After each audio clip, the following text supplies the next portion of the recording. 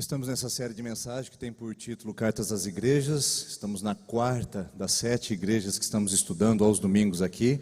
Já passamos por Éfeso, passamos por Pérgamo, por Esmirna e agora chegamos em Tiatira, a igreja que recebe uma carta muito especial de Jesus para orientar o seu comportamento e afirmar as suas obras.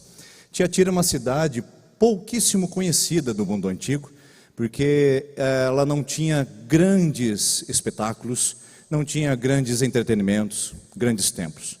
Tudo que tinha em Tiatira era o que não tinha. Não tinha um grande templo de um Deus, onde as pessoas pudessem ir para sacrificar aquele Deus específico. Tiatira também não tinha um lugar especial de culto ao imperador romano. É uma cidade tímida em relação à política, inclusive. A sua economia era limitada a apenas alguns comerciantes, uns grupos que se posicionavam naquele lugar. Não tinha também naquele lugar grandes movimentos de turismo. Tiatira era uma cidade bem simples. Inclusive, Plínio o Velho, que era um historiador romano e oficial de Roma, ele disse em 79 depois de Cristo que a cidade de Tiatira era uma cidade sem brilho. E interessante que é justamente para essa cidade que Jesus endereça uma carta das mais extensas nas Escrituras. A carta à igreja de Tiatira é a carta mais extensa que Jesus escreve dentro das 7 que foram mencionadas no livro de Apocalipse. Interessante, né? Uma cidade simples, singular, singela, mas que recebe a maior carta de Jesus. Por que será que isso aconteceu? Bom, vamos olhar o texto primeiro, e a partir do texto a gente pode entender o porquê que Jesus se direciona e explora tanto essa oportunidade de falar com essa igreja. Apocalipse capítulo 2, versículo 18, diz assim, na apresentação de quem está falando, ou seja, o remetente da carta, Jesus Cristo. Ao anjo da igreja em Tiatira, escreva, estas são as palavras do Filho de Deus, cujos olhos são como chama de fogo e os pés como bronze reluzente.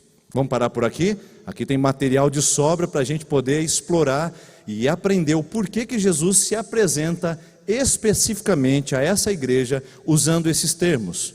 Filho de Deus, olhos como chama de fogo e pés como latão reluzente. Como eu disse para vocês, a insignificância de Tiatira nos leva a fazer uma pergunta. O porquê Jesus gastou tantas palavras e tantos termos para direcionar a sua mensagem a essa igreja?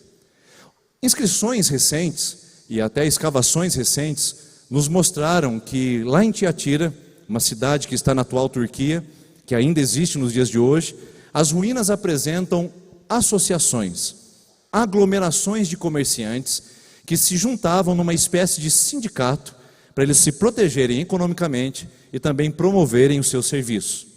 Interessante pensar que agora faz um pouco de sentido, porque Tiatira era tão importante na área do comércio e esses grupos se aproveitavam disso. Porque essa cidade ficava geograficamente muito bem posicionada num entroncamento de rodovias que vinham da Ásia e levavam para a Europa. Então todo o correio imperial, todas as trocas de mercadoria passavam de alguma forma pelo trevo, pela entrada da cidade de Tiatira.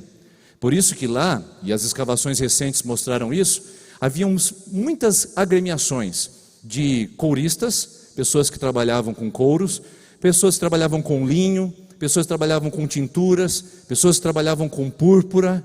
Inclusive, em Atos capítulo 16, versículo 14, tem uma menção interessante da primeira convertida do apóstolo Paulo na Europa. O nome dela, Lídia. Lídia era a região de Tiatira. Tiatira fazia parte da região metropolitana de Lídia, para sermos mais específicos.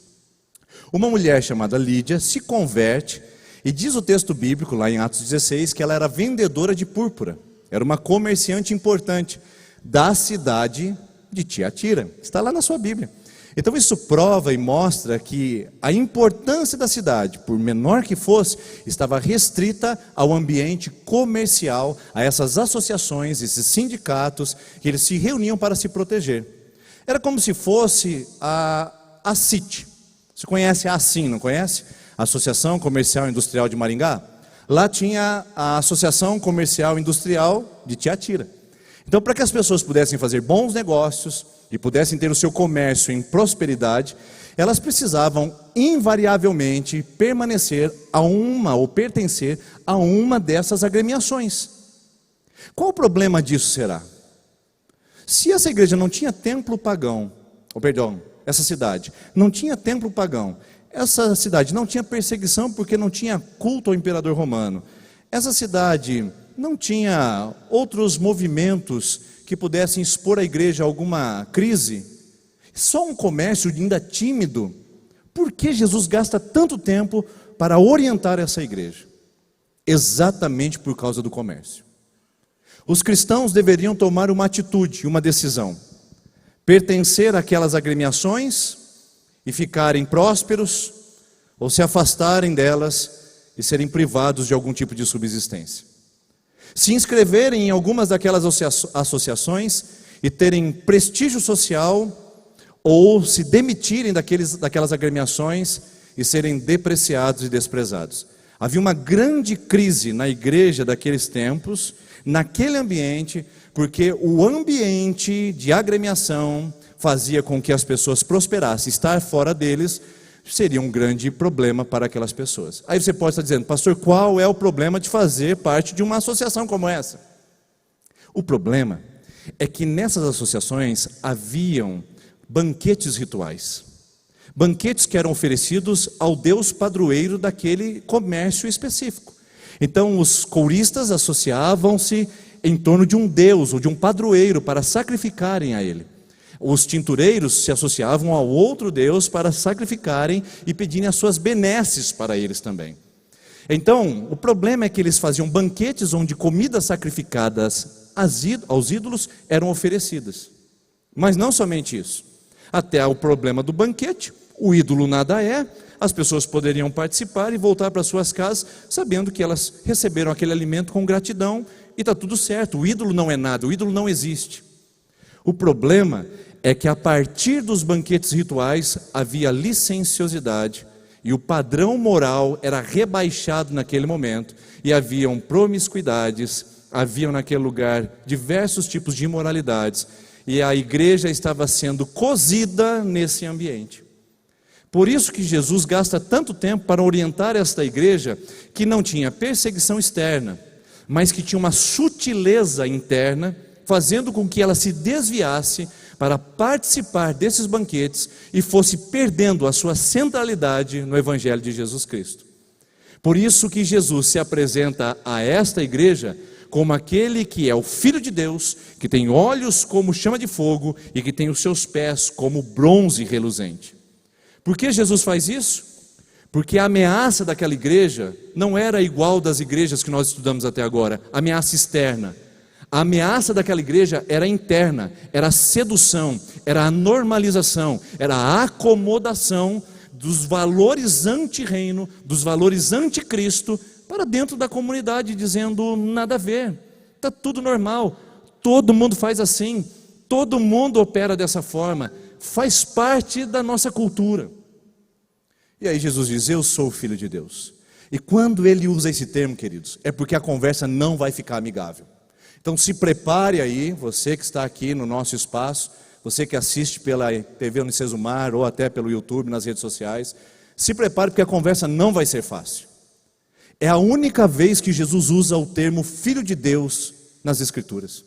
Em nenhum outro momento ele roga para ser esse título, mas aqui ele se vê necessitado e no direito de fazer essa inserção: eu sou o Filho de Deus. E aí só piora. Piora porque ele diz: eu sou o que tem olhos como chama de fogo.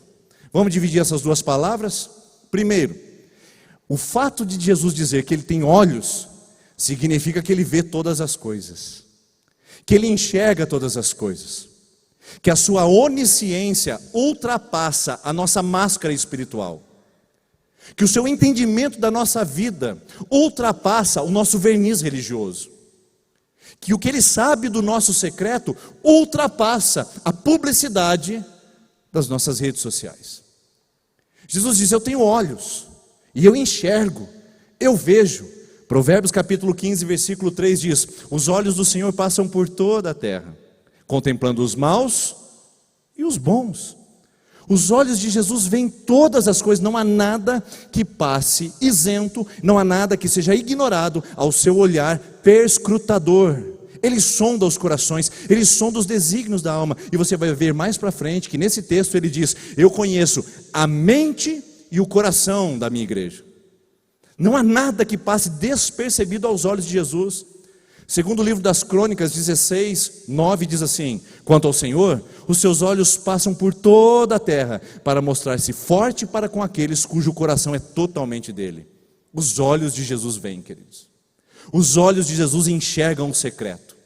Inclusive tem um texto das Escrituras em Ezequiel capítulo 8 interessantíssimo. Parecia que Israel estava fazendo uma ótima religião, estava oferecendo a Deus o melhor de si. Então Deus chama o profeta e diz: vem cá, dá uma olhadinha naquele muro e cava no muro. E Ezequiel cava naquele muro e de repente apresenta-se uma porta. E Deus diz: abre essa porta e olha o que tem lá dentro. E então Ezequiel abre a porta, está lá em Ezequiel capítulo 8, versículo 7. E ele vê os sacerdotes, a elite religiosa da época, cultuando todo tipo de Deus e todos os tipos de ídolos dentro do secreto. E Deus fala a Ezequiel: assim está a religião do meu povo.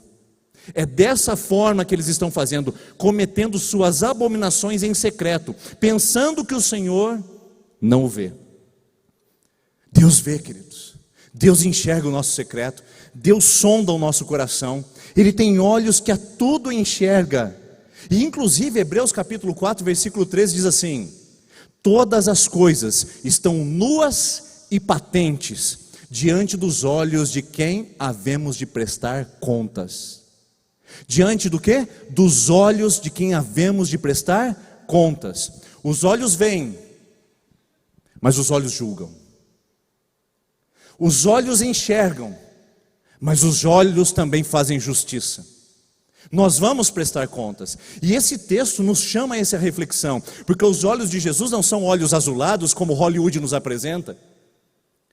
Os olhos de Jesus não são os olhos pacíficos como muitos de nós fazemos uma leitura parcial das Escrituras.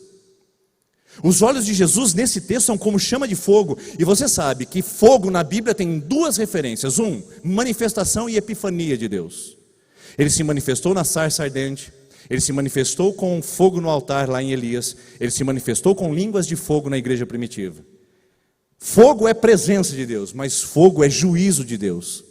Ele usa o fogo para decretar a sua justiça e o seu juízo. E nesse caso dá para entender, quando Jesus usa essa figura de ter olhos como chama de fogo, sendo filho de Deus e tendo os pés como o bronze polido e reluzente, ele está falando e emitindo o seu juízo a Tiatira.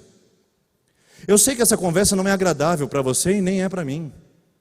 Falar sobre juízo de Deus aos ouvidos pós-modernos, queridos, parece uma incoerência. Falar do juízo de Deus numa geração com excesso de positividade, como diz o sociólogo coreano Byung-Chul Han, ele fala: essa geração vive um excesso de positividade. Tudo ela pode, tudo ela consegue, ela vai, ela se tornou senhora de si mesma. Eu sei que não é fácil falar de juízo de Deus, decretar a Ele a condição de julgar meu coração, porque nós aprendemos a ser senhores de nós mesmos. E então Jesus diz: eu tenho os olhos como chama de fogo, eu perscruto, mas também faço juízo. É óbvio que nós gostamos de falar da graça, é óbvio que nós gostamos de falar do amor de Deus, do perdão oferecido na cruz, do seu acolhimento a pecadores como você e como eu, mas nós não podemos esquecer que esse não é todo o Evangelho. Nós devemos pregar o Evangelho todo, para toda pessoa, em todo lugar. Isso é missão integral. E pregar o Evangelho todo é também pregar não apenas a graça, mas pregar também o juízo de Deus. Como dizia um cantor antigo: pregadores de rosas, pregue os espinhos também. Preguem que Deus é amor, mas pregue que Ele é justiça também. O Evangelho é graça, o Evangelho é amor, mas esse não é todo o Evangelho. O Evangelho é justiça, o Evangelho também é juízo divino, mas esse não é todo o Evangelho. Essas duas coisas se complementam. Por isso, usar a graça para baratear nosso comportamento é um equívoco. usar a graça para banalizar a minha resposta ao Evangelho é um erro. E eu vejo a graça sendo utilizado nos lábios de gente que não tem compromisso nenhum com o Evangelho. Não entendeu a graça. A graça é subterfúgio, é desculpa, é esquivo. Ou seja, eu estou mal, mas a graça de Deus me alcança. Eu não respondo ao Evangelho, mas a graça de Deus me sustenta. A minha vida continua num ciclo de vícios e não de virtudes, mas a graça de Deus é suficiente para mim. Irmãos, Tito capítulo 2, versículo 11. A graça de Deus tem duas pernas, ela anda uma atrás da outra, de uma forma equilibrada e constante. Diz assim esse texto: a graça do Senhor se manifestou salvadora a todos os homens. Aleluia! É a graça que nos salva, não são as nossas obras. Aleluia! É a graça que nos sustenta, não é o ser bonzinho. A graça se manifestou salvadora, ponto final. Opa, ponto final não, vírgula. E ela, a graça, versículo 12, Tito capítulo 2. E ela, a graça, nos ensina e ensina a todos os homens que se abstenham das paixões carnais e da imoralidade e vivam uma vida justa, piedosa e sensata. A graça me traz salvação, mas a graça exige resposta. Por isso eu não posso usar a graça para dar desculpas do meu cristianismo frágil. Eu não posso usar a graça para ser uma muleta de uma vida que não honra a Deus. Por isso é necessário pregar o juízo, para entender que a graça que me salva vem do mesmo Deus que um dia me julgará. E isso não é conversa de moralista, isso é conversa de Bíblia. Está lá nas Escrituras, Mateus capítulo 7, chegará um dia onde o Senhor reunirá todas as nações diante dele, e ele apartará os bodes à sua esquerda, e as ovelhas à sua direita, e aos bodes ele dirá: afastem-se de mim, porque eu nunca os conheci. É juízo, queridos. E da direita ele dirá: vinde benditos do meu Pai, e possuí o reino que vos está reservado desde a fundação do mundo. Há justiça, há graça, mas existe um equilíbrio, onde essas duas coisas se correspondem. Se você não está entendendo muito bem, o que eu quero dizer é que a graça não pode ser usada em lábios que não querem Jesus. A graça é o resultado de eu ter encontrado e entendido o que Ele fez por mim. Se você ainda não entendeu e está complexo demais, vamos lá, vamos usar exemplos da vida comum. Um certo rapaz tinha um amigo advogado e ele andava torto. Conhece a história do hominho torto? Que tinha uma vida torta, que tudo era torto? Era esse camarada. E ele vivia dessa maneira, fazendo muitas coisas que comprometiam até a sua própria integridade e até mesmo crimes.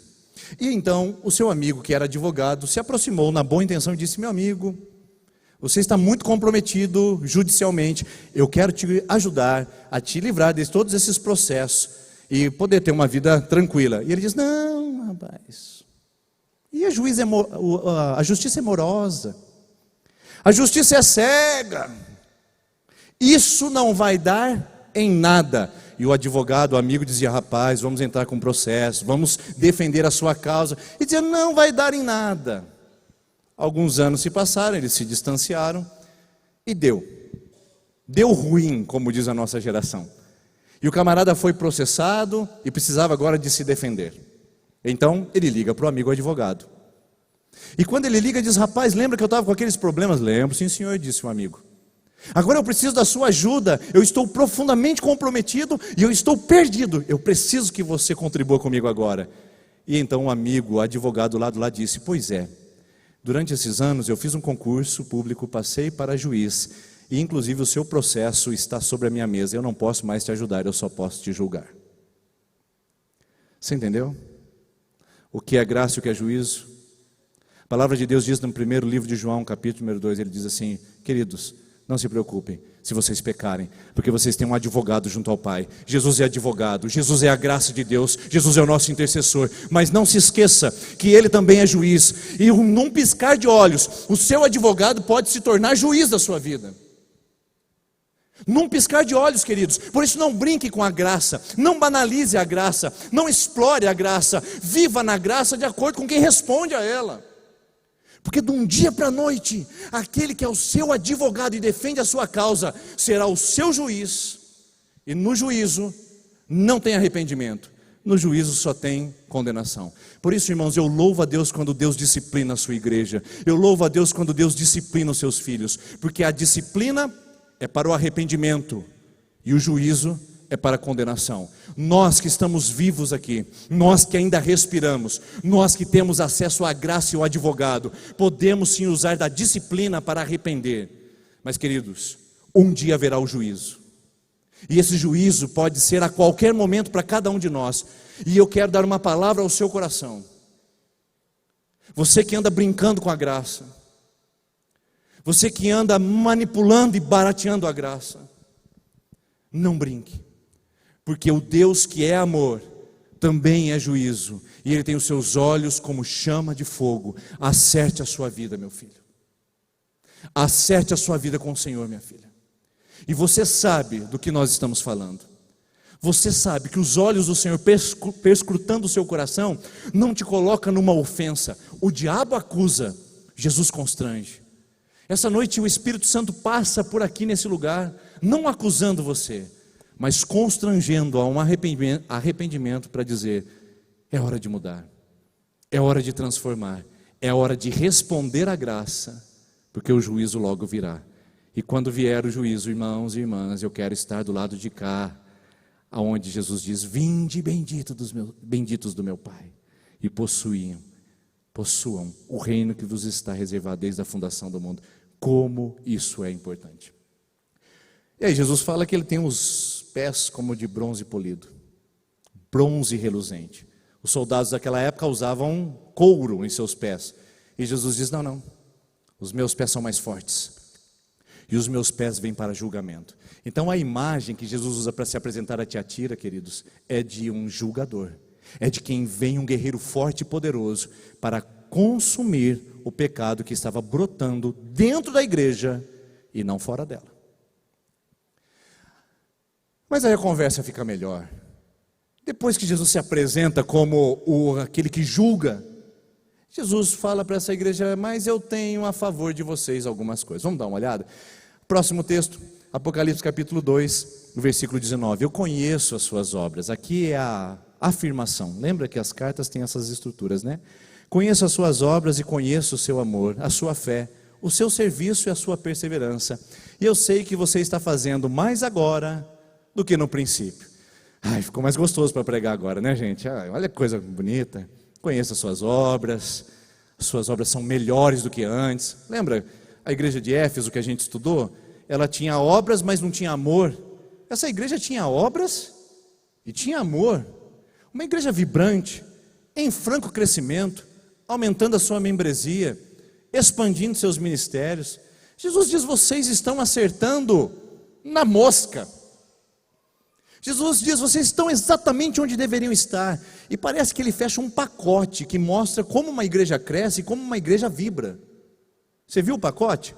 O pacote que Jesus elogia nessa igreja é composto por 4 palavras: amor, fé, serviço e perseverança.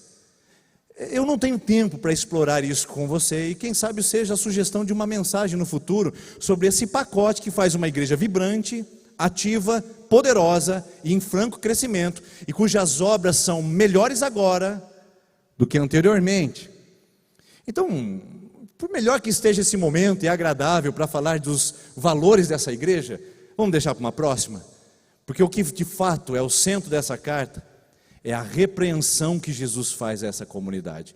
Então se arrume na cadeira, se arrume na poltrona, porque vem chumbo grosso por aí, para essa igreja que estava permitindo o sibilar da serpente aos ouvidos daquela igreja, seduzindo para o desvio.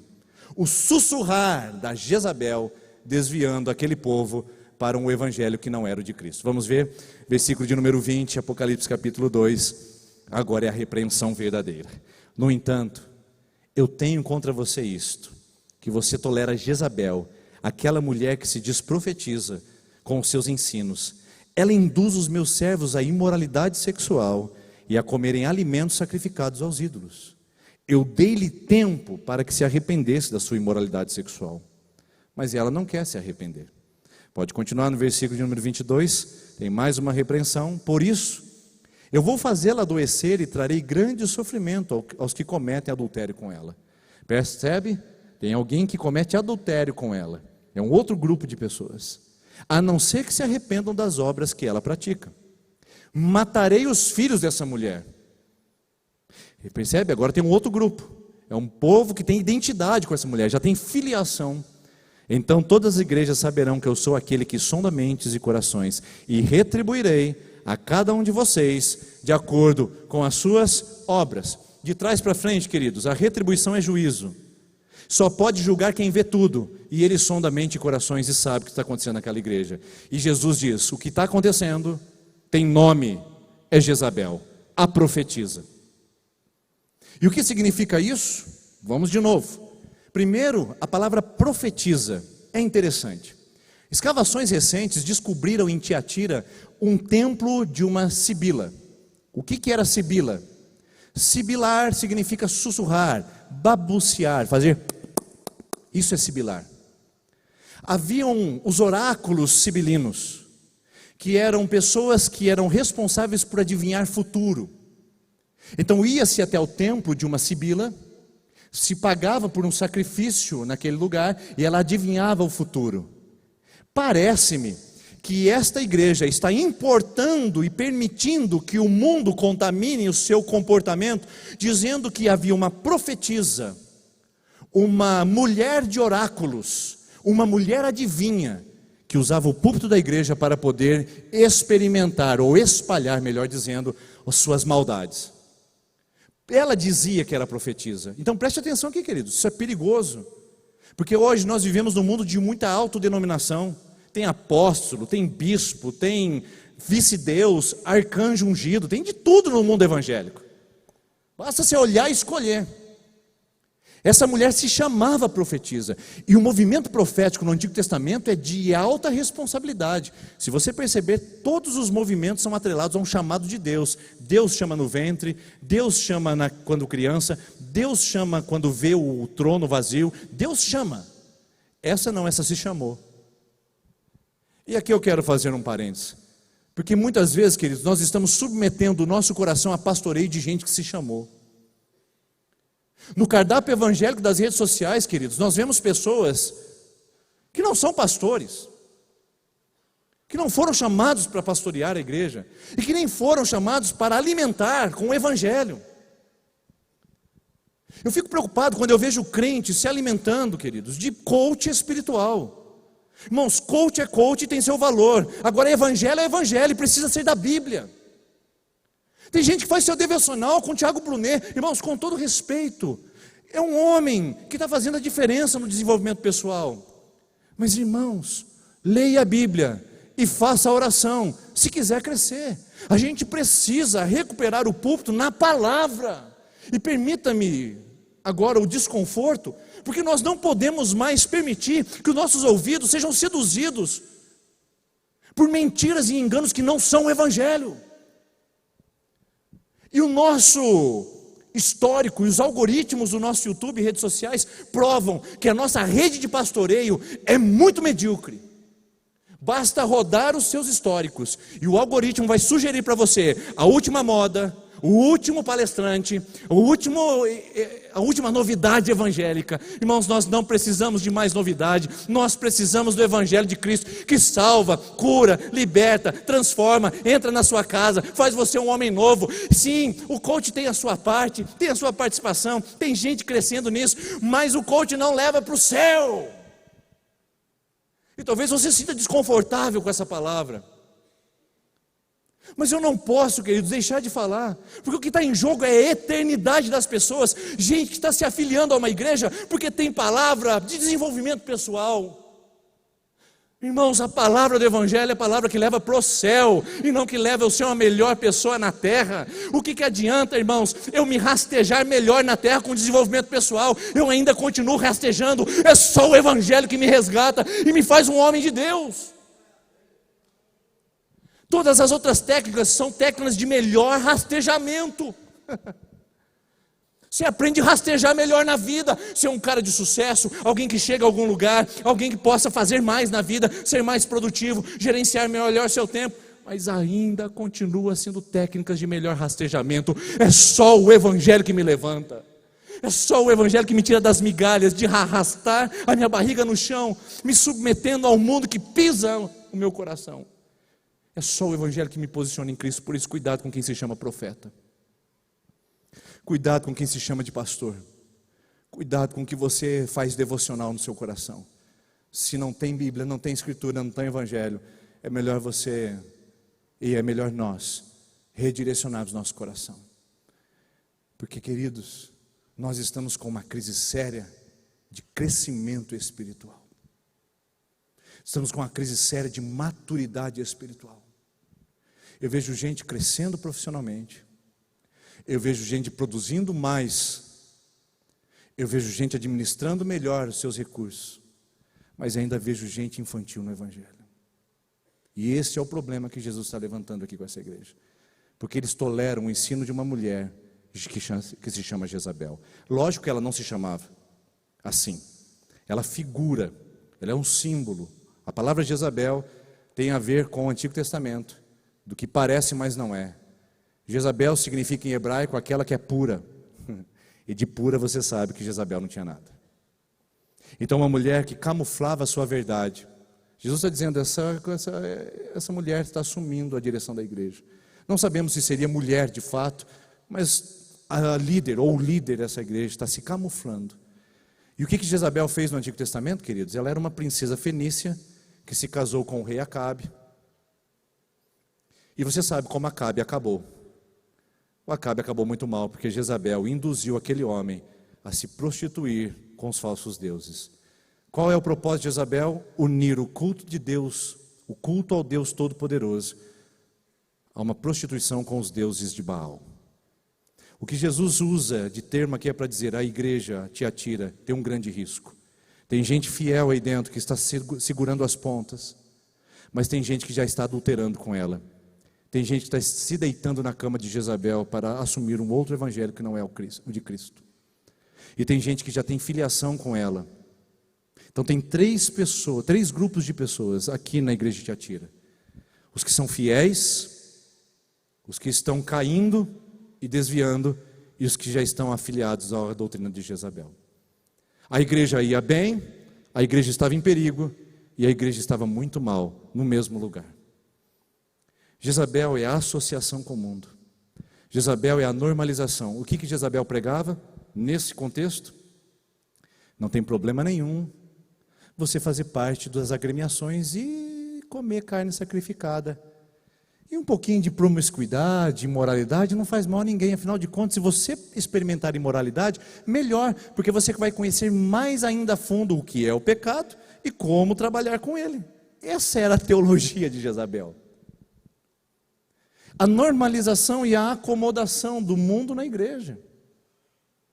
Irmãos, eu sou a favor de uma igreja contextualizada, uma igreja que tenha luzes, uma igreja que tenha condições diferentes, recursos tecnológicos, louvor, eletrônicos, não tem nenhum problema a gente fazer coisa contextualizada. O problema é quando a igreja é mundanizada.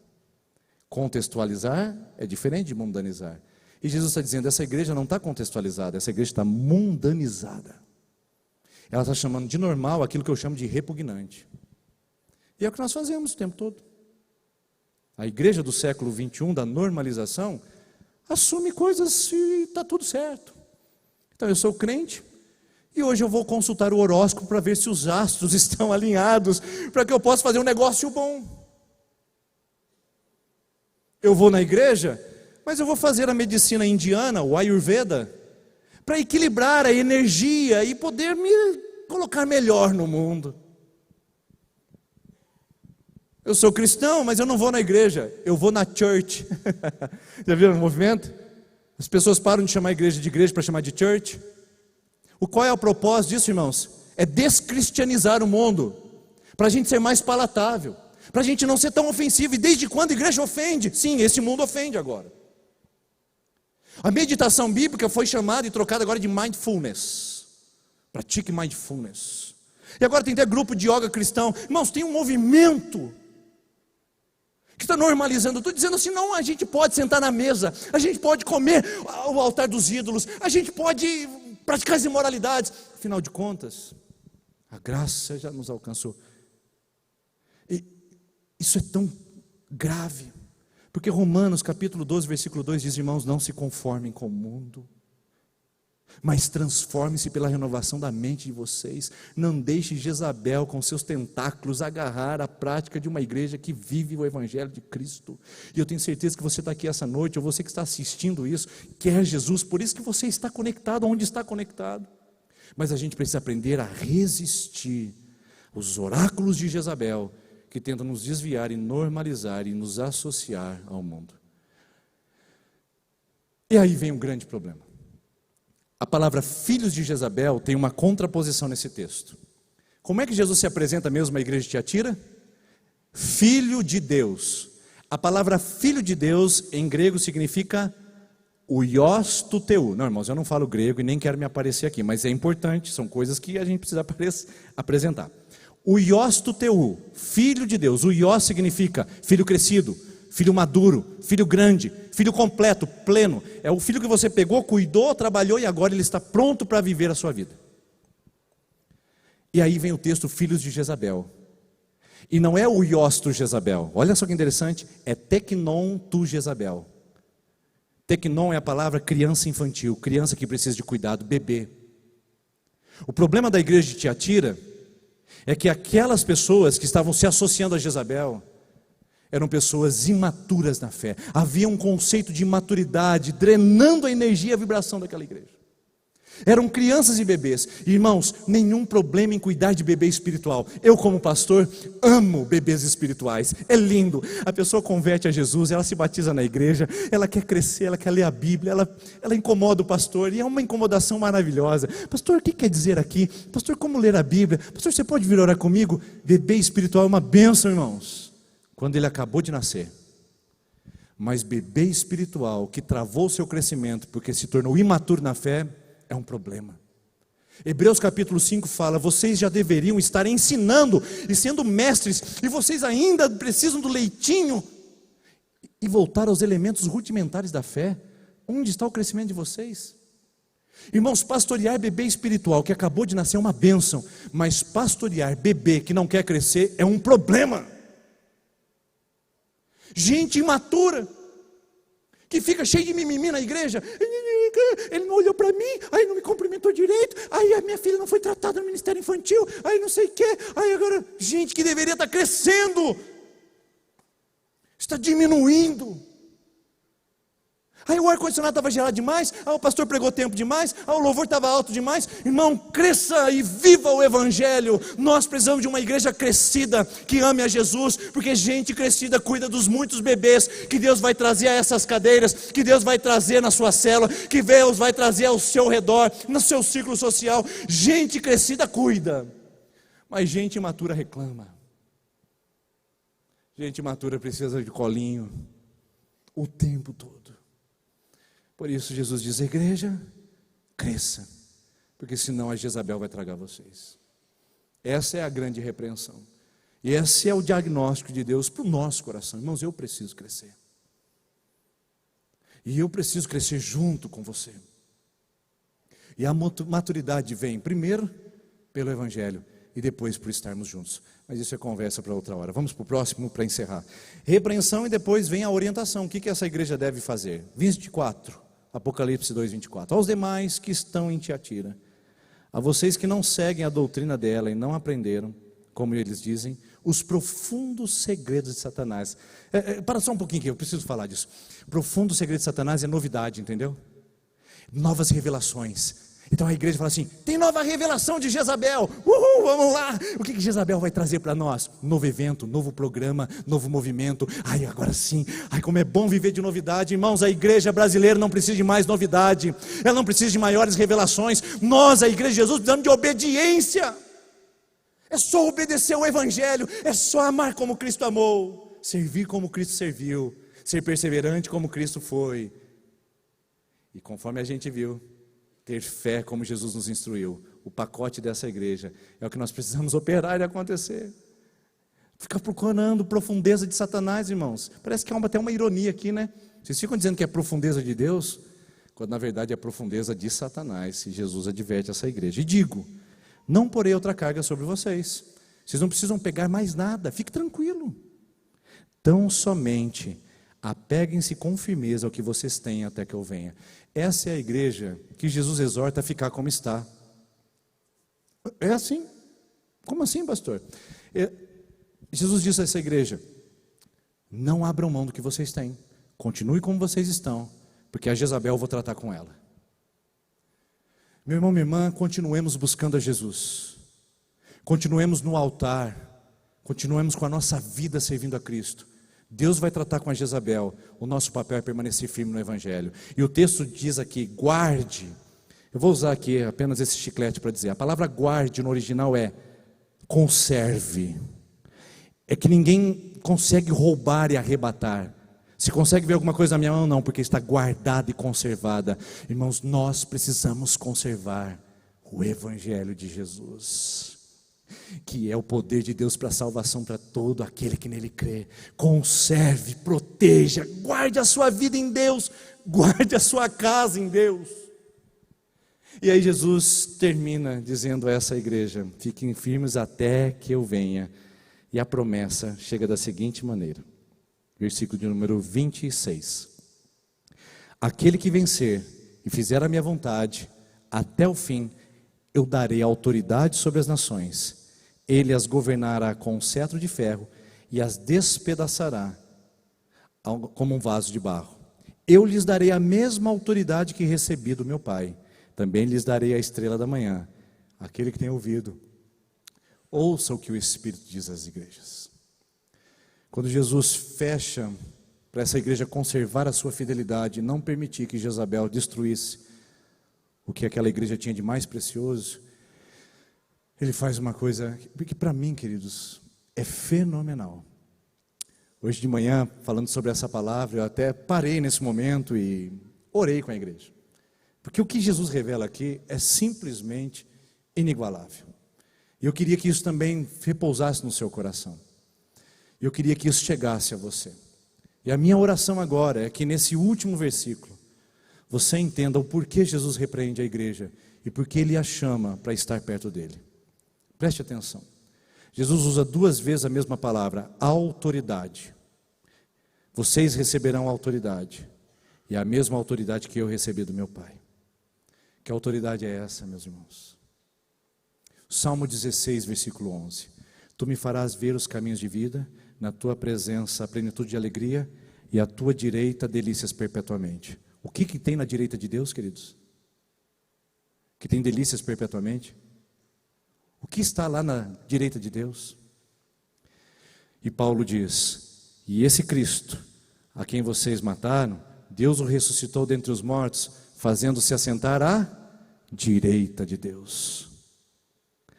Efésios capítulo 1, bendito seja Deus, Pai Todo-Poderoso, que nós, estando mortos nos nossos delitos e pecados, nos resgatou e nos deu vida, e nos fez assentar nas regiões celestiais em Cristo.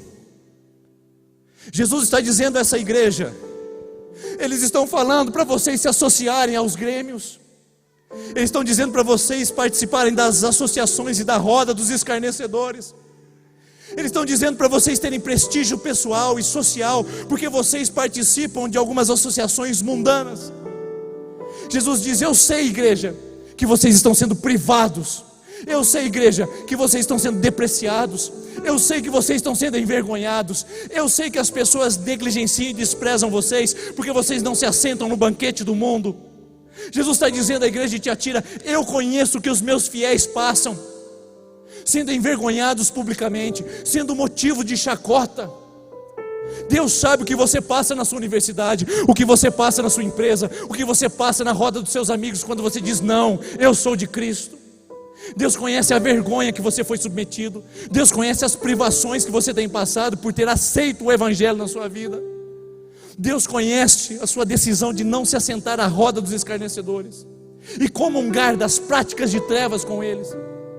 E Jesus oferece a você e a mim o que Ele ofereceu a essa igreja desprestigiada socialmente.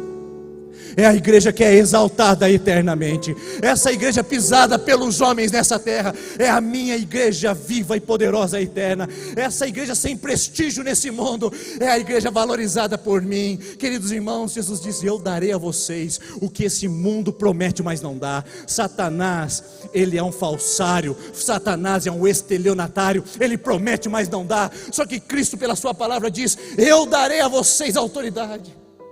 E vocês sentarão à minha direita, vocês estarão comigo, vocês governarão. Irmãos, vale a pena.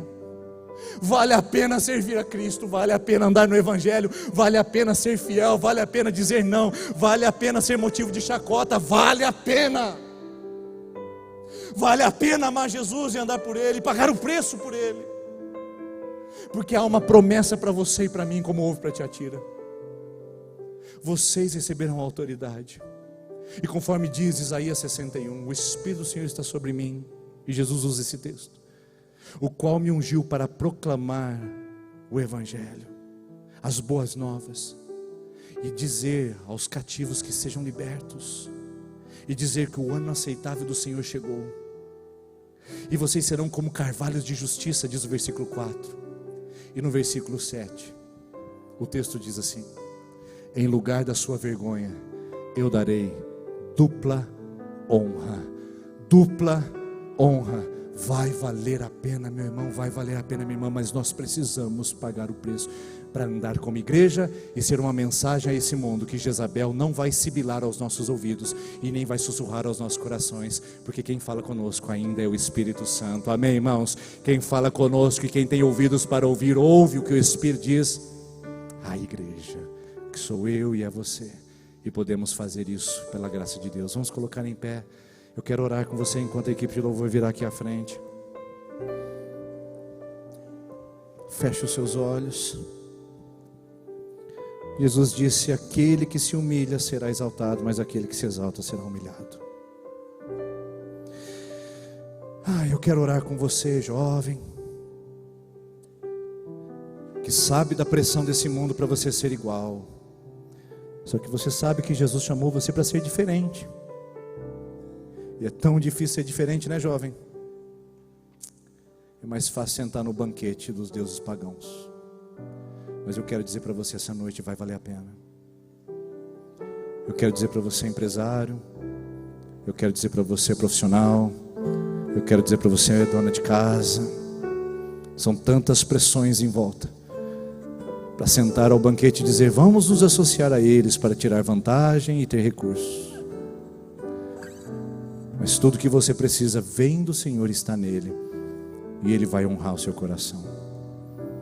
Senhor Jesus, nós apresentamos o nosso coração essa noite e pedimos que pela sua palavra, que é pregada e explanada essa noite, o teu Espírito Santo fale ao nosso coração, que os nossos ouvidos estejam abertos para ouvir, e que o Evangelho do Senhor cresça no nosso coração, que não sejamos mais como meninos agitados de um lado por outro, como todo vento de doutrina, mas que sejamos crescidos e amadurecidos em Cristo, a perfeita plenitude de Cristo, a maturidade, a estatura de Cristo, e que esta igreja, esta comunidade, essas pessoas que participam dessa celebração sejam renovadas em fé, renovadas no coração, e entendam que no Senhor há uma promessa, e viveremos a partir dela para a glória do Pai, do Filho e do Espírito Santo.